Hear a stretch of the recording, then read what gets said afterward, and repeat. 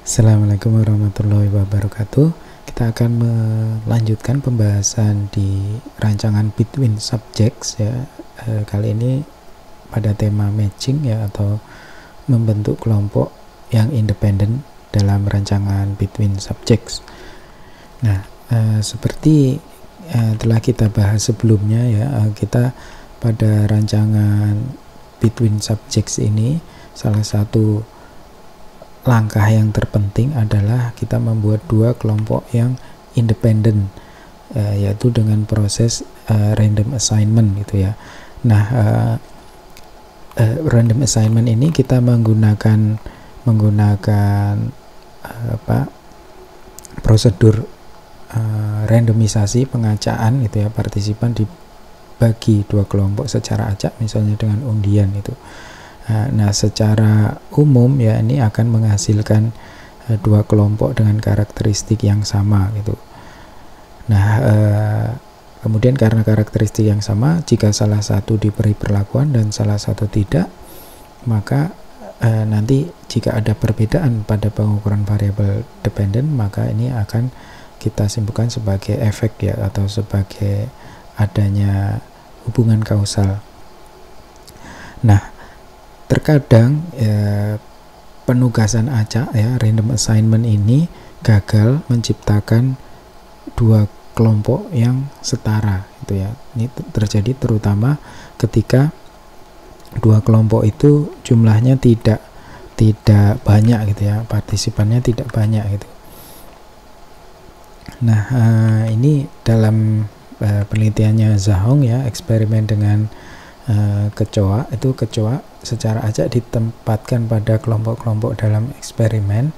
Nah, di sini kemudian dia akan lari pada menembus puzzle ya, maze ya. Nah, kemudian karena ada unsur aktivitas fisik ya, di sini berlari gitu ya. Jadi di sini berat badan akan mempengaruhi performa mereka gitu. Nah, kita lihat di sini hasil dari pengacaan. Di sini penugasan acak itu gagal ya membentuk kelompok yang setara gitu ya. Jadi berat badan antara dua kelompok ini ratanya lebih tinggi pada kelompok kontrol, yang otomatis nanti secara umum di sini kelompok kontrol memiliki badan yang lebih besar ya, otomatis kecepatan larinya akan lebih besar. Nah, untuk mengatasi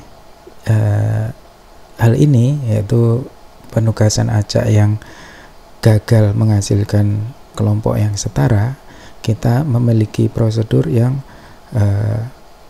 menggunakan two match group design gitu ya. Jadi membuat kelompok dengan matching ya, memasangkan atau mencocokkan gitu ya.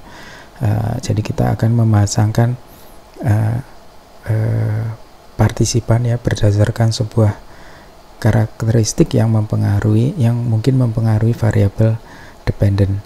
Nah, ini bisa kita lakukan pencocokannya ini sebelum atau sesudah perlakuan. Nah, contohnya seperti ini.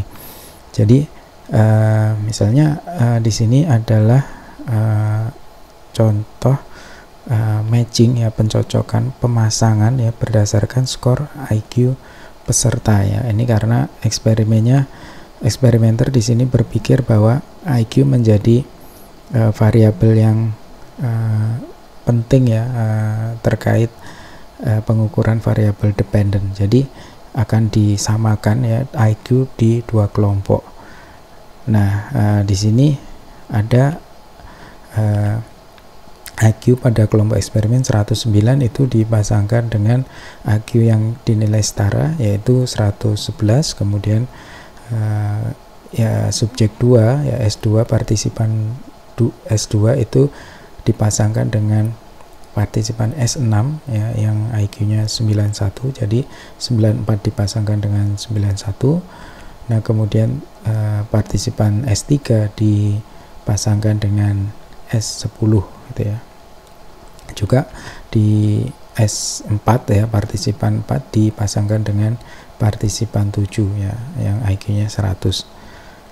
Nah, ini nanti kedua kelompok ini berarti ada partisipan yang tidak mendapatkan pasangan gitu ya. Nah, nanti partisipan yang tidak mendapatkan pasangan ini ya S5 dan S9 itu tidak disertakan dalam analisis gitu ya.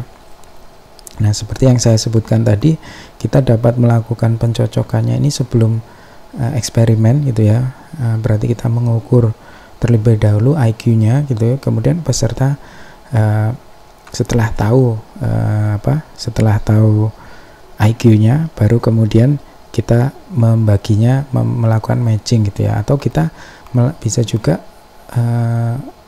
melakukan eksperimen dulu gitu ya, baru kita melakukan matching ya. Jadi kita nanti dalam analisisnya akan mengeksklusi ya partisipan yang S5 dan S9 ini gitu ya. Jadi tetap mereka masuk kelompok, namun nanti dalam analisisnya itu kita tidak kita sertakan gitu ya.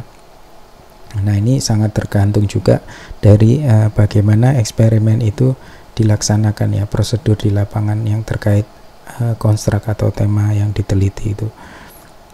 Jadi sekali lagi, proses pencocokan atau matching itu bisa kita lakukan sebelum atau sesudah eksperimen berlangsung. Nah, kemudian ada 3 prosedur matching ya. Yang pertama adalah precision matching. Jadi dalam precision matching ini pencocokan atau pemasangan partisipan itu secara presisi ya, secara tepat atau identik. Jadi misalnya tadi peserta dengan IQ 100 ya akan dipasangkan dengan dalam satu kelompok yang lain itu yang juga IQ-nya 100 gitu ya. Jadi sama persis IQ-nya 100 itu kita bagi dalam 2 kelompok gitu ya. Nah, jadi ini otomatis ini lebih sama gitu ya, lebih meyakinkan kesamaan antara 2 kelompok yang dibentuk gitu ya. Nah, prosedur yang kedua adalah dengan range matching atau pencocokan yang berdasarkan rentang nilai tertentu ya. Jadi ini lebih umum ya digunakan daripada pencocokan atau matching yang presisi gitu ya, precision matching, karena di sini masih ada ruang ya untuk adanya perbedaan. Jadi misalnya pada contoh sebelumnya IQ peserta itu dianggap cocok, dianggap sama gitu ya, jika masih dalam rentang 3 poin gitu ya. Jadi ini lebih ringan persyaratannya, karena memang dalam skor dalam hari ini IQ itu dalam perbedaan 3 poin itu masih dianggap itu sama ya, selama masih belum loncat ke kategori yang atau peringkat IQ yang lebih tinggi gitu. Nah, kemudian prosedur yang ketiga adalah rank order matching. Jadi di sini pemasangan ya, pencocokan berdasarkan urutan peringkat gitu ya. Nah, jadi kalau dalam contoh IQ tadi, peserta akan di ranking IQ-nya gitu. Nah, kemudian akan dipasangkan ya, misalnya peringkat 1 dan 2, IQ tertinggi 1 dan 2 itu nanti menjadi pasangan dan dipisah ya ke dalam 2 kelompok ya. Nah, demikian juga untuk ranking 3 dan 4 nanti dipisah ke 2 kelompok sesuai dengan tadi ranking yang 1, 2 gitu ya, dan seterusnya ya, untuk 5, 6 ya, 7, 8 dan seterusnya gitu.